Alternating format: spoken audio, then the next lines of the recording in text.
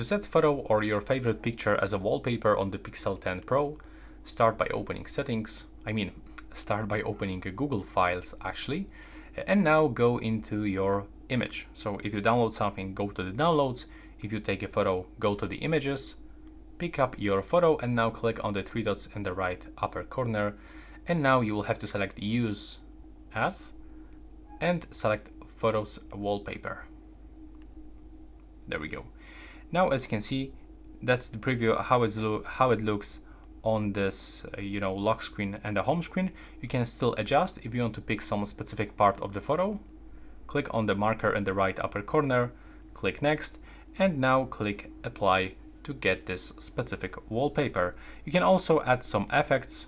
So by clicking here, you can actually get some different circles, stuff like this. You can change the color. Take a look, some different shapes, different colors, some weather information like the fog, rain, which looks actually pretty cool. So that's all for this video. Thanks for watching.